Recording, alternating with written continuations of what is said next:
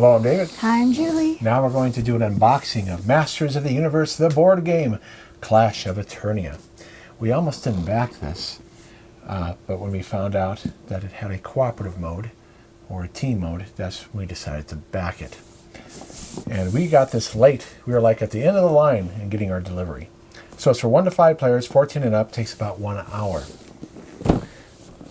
So here's the core box, and we'll do separate videos for the other boxes.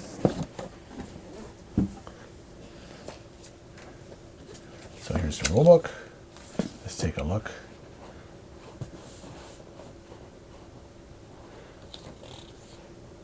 Nice table of contents. No distracting background. That's nice to see. Nice contrast.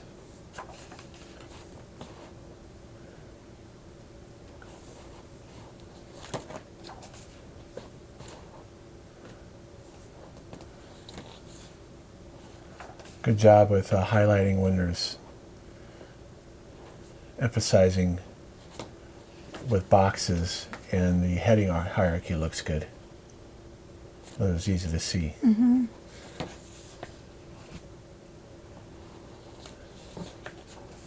And the art isn't too distracting. Usually with a lot of HeMan games, like Zombicide, there's so much flavor art.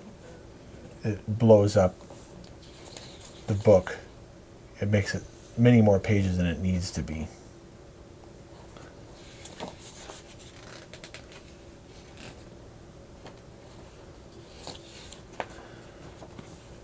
So here's scenarios. So it's about 20 pages of rules, 19 pages. It has a glossary, that's nice. And then here's a summary here. Good to have that too for reference purposes. Now here are the scenarios, and the back also has a summary because you're going to usually play it with more than one person. Mm. It has an index, nice to see. Wow. Very easy to tell what's going on.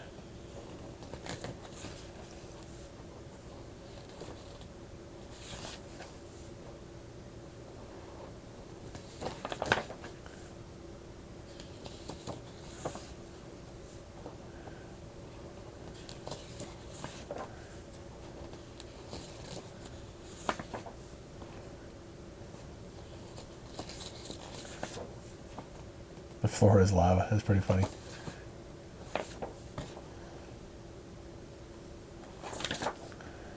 And how many scenarios is that? 1, 2, 3, 4, 5, 6, 7, 8, 9, 10, 11, 12, 13, 14, 15, 16, 17, 18, 19, 20 scenarios. That's good. Scenario types, open sides. That means you can switch sides. Mm. AI scenarios. This is where we can play together. Mm-hmm. And then set sides. In other words, you could be the bad guys or the good guys in an open scenario. That's pretty cool. Okay, so here's, wow, nice quality on the board. It's linen. It has a linen finish, so that's very durable.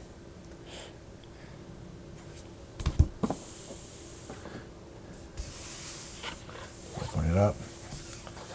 Now we have the playmat too. So it's single-sided. Oh, that's a wasted opportunity. Wonder why they didn't try to do double-sided. I mean, maybe it doesn't need it, but still. So that's going to be your playing area, unless it's like Memory 4 to 4, and you can you need bigger maps at some point, and that's what they add.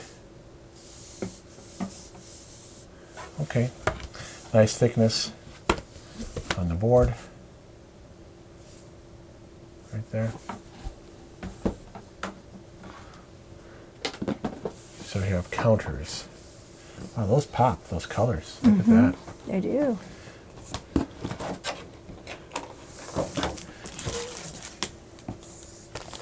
All right, so let's take a look at the counters here. I don't know how these are used since you have miniatures. So why do you need counters if you have miniatures? I don't know. But very readable. Mm-hmm.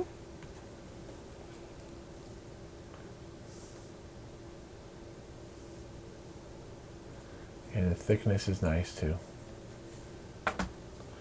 Now here's some kind of board here. Single-sided board.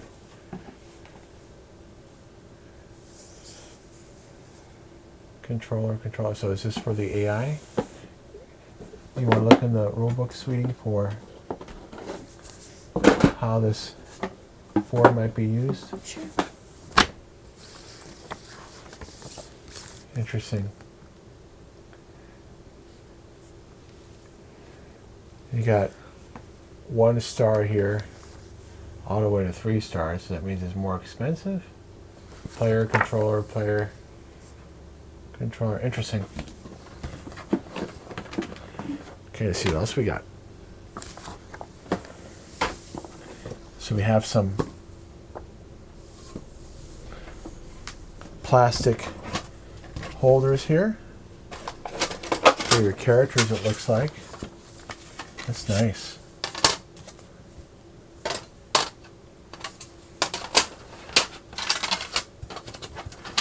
You know, the same quality you would expect in Zombicide. Cards. Okay, it's going to be in the components section at the very beginning, honey. All it says is 1 controller dashboard. Okay, so it doesn't say what it's used for. Okay, that's fine. It's a controller dashboard. That's all you're going to find right now. And a tracker board. Okay. Oh, this really smells. Well, that's what happens. Go ahead and start opening up the cards, please, if you can. Sure. Now I'll show these other tiles. Now these tiles can be replaced with a 3D terrain.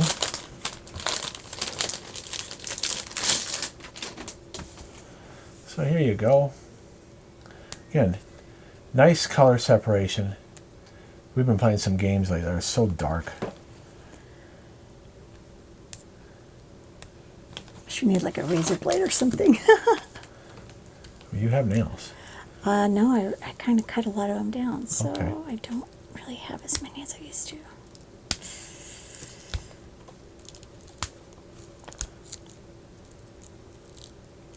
Okay, so very cool tiles there. Let's take a look at the dice.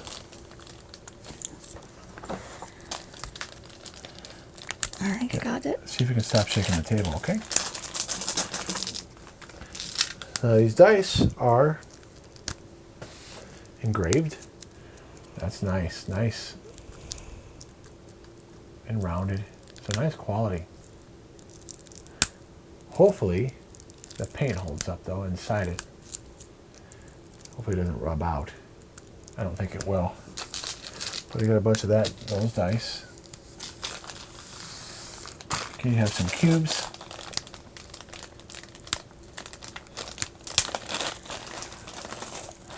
And thematically, it looks very cool.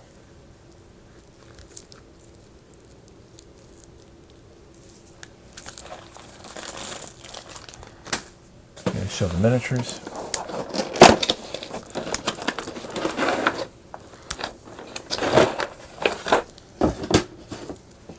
So not as many miniatures as you'd expect.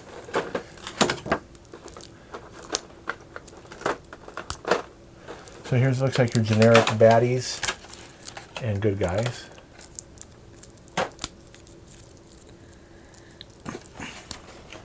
Let me go to the other camera here. So there's that. And here's your heroes. And I'll show some of these. You got your typical rings. I wonder why you need rings though if they're already color coded. So let's see HeMan on Battle Cat, for instance. Yeah, that's outstanding.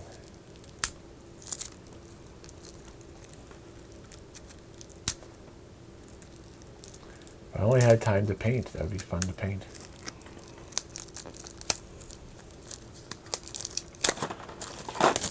Let's see Skeletor. I don't know what the name of his mount is.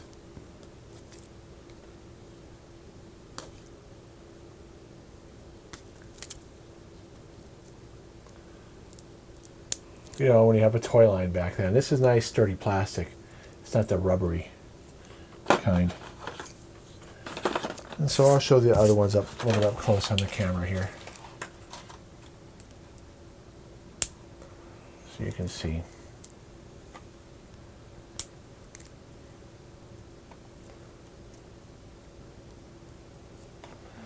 And I'll show these again.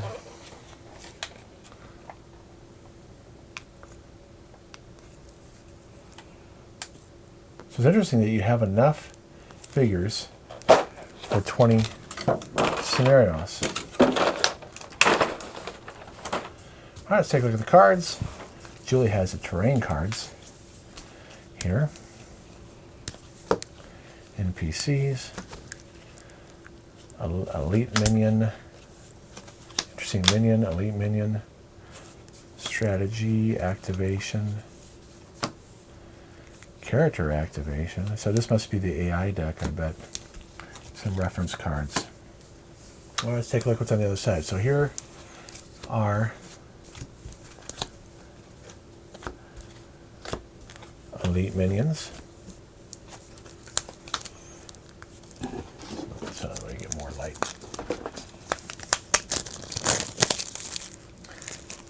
Here are minions. Here are NPCs. So it's Adam's mother, his father, the king. Here's Adam. Let's see what it says. Prince Adam, he has 5. I wonder if that's health. Elusive. Prince Adam never suffers escape damage. Yeah, because he runs away all the time. And then he becomes HeMan. Here's Cringer. Character activation. Yeah, art is outstanding. What do you think? Mm-hmm. I think it's real good. Like the colors. Activation. So I don't know what this is. Sudden recovery, empowered attack. I guess these are reference cards like you would see in Memoir 44. Helps you understand. AI rules strategy activation. AI rules character activation. Here's the strategy activation.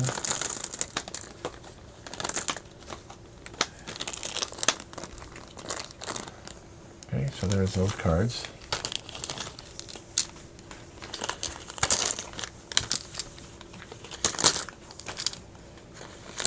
That's cute. Yeah, Cringer. Cringer becomes a battle cat. Oh.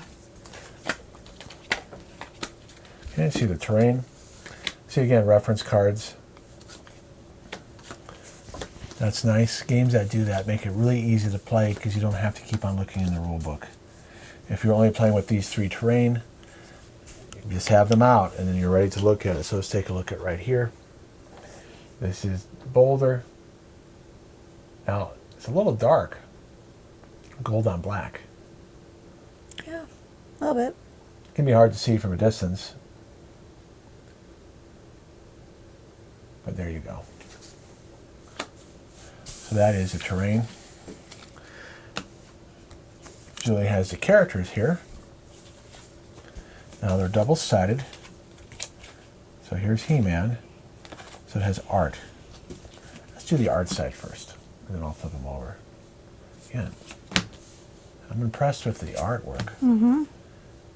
Whoever they got to do this really did it justice. Mm-hmm. I agree. And they're doing the 80s version, not the version that came out, I don't know how many years ago, 20 years ago? Oh, I don't know. 10 years ago? We watched some of it. It got a little redundant. So here's a different HeMan here. So we'll turn them over now.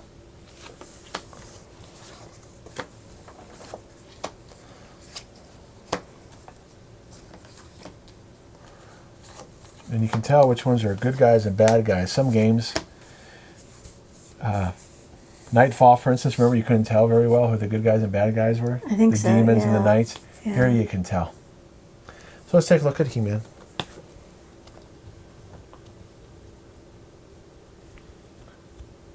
So it tells you how many dice, I guess, to roll. Attack boost, 10 health.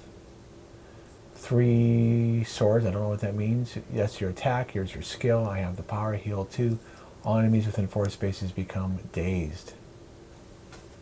Let's see Skeletor, let's compare. Since that is his nemesis.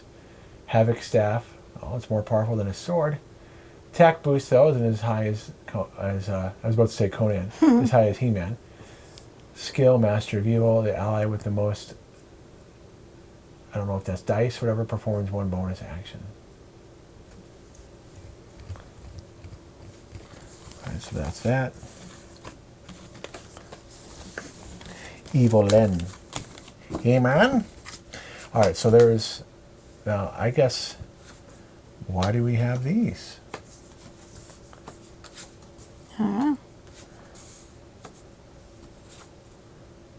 Interesting. Can you look in the rulebook? What is this deck here? Why are these cards this way and not the other way? Those are double-sided player controller character cards. The other ones are 12 AI character cards. Oh, so which ones are the AI cards? The ones you first did. Okay, so these are AI cards. Yeah. That's very cool. And these are character cards. Yeah. Now, is there any difference between the two? Let's just compare HeMan. Dun, dun, dun, dun, dun. 10-10, Sword of Power. Okay, there is a difference. Indomitable action here versus I have the power. And there's another side here. So I have the power. Surge, but it has a surge and empowered.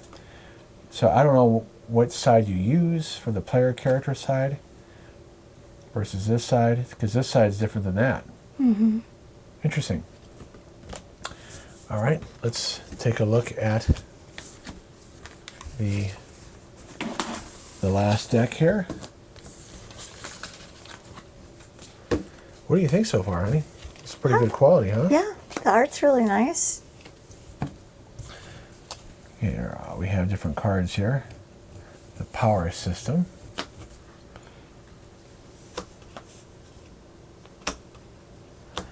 Interesting how it's sorted. Here, it's supposed to be sorted that way. I don't know. It just must be the way it was printed. When you have a card sorter. You know, off the factory line when they cut them. Right. So you have strategy. Now these little decks, do you have any information in the rulebook about them? There it is.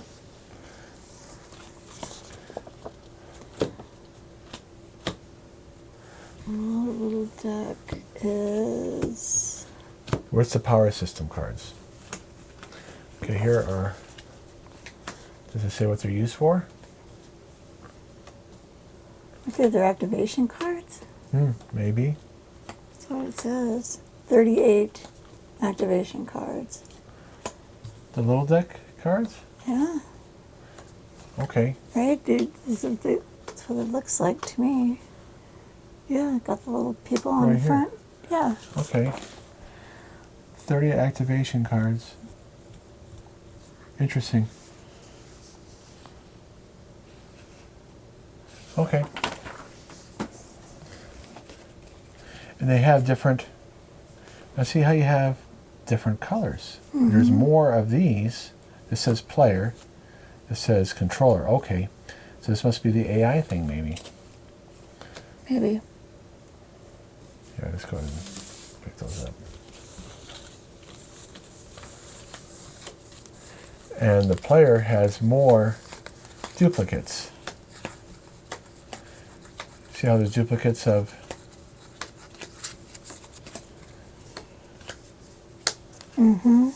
I don't know if it's AI or if this is how the game works, where you have to draw a card and that's the person you can activate, or you have it in your hand and you play the card to activate it.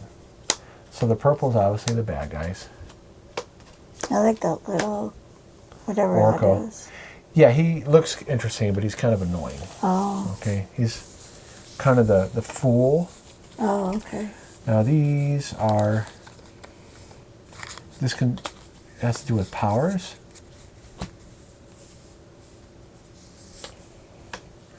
And they're double-sided, but I'll just show one side. But the plastic is Really solid plastic, kind of like you would see in the Conan game with Monolith.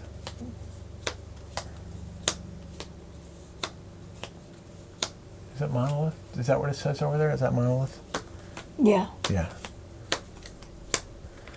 And there's these different colors. Well, actually, I'll do these first. See, it looks like you have good guys and bad guys. Are these reference cards, or they have some play effect? There's a lot of variation where you can add abilities to character. Yeah, I don't know. In other words, you can add these powers to a character from game to game. Yeah, I don't know.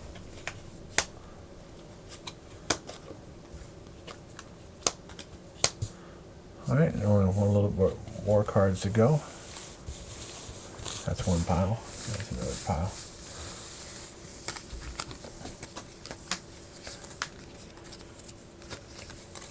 These are strategy cards.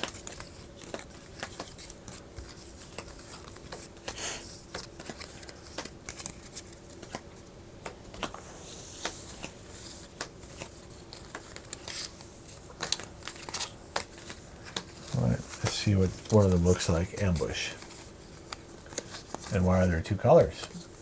Does that mean give you a choice what to use? When an enemy character activates, spawn one minion in an adjacent space to them.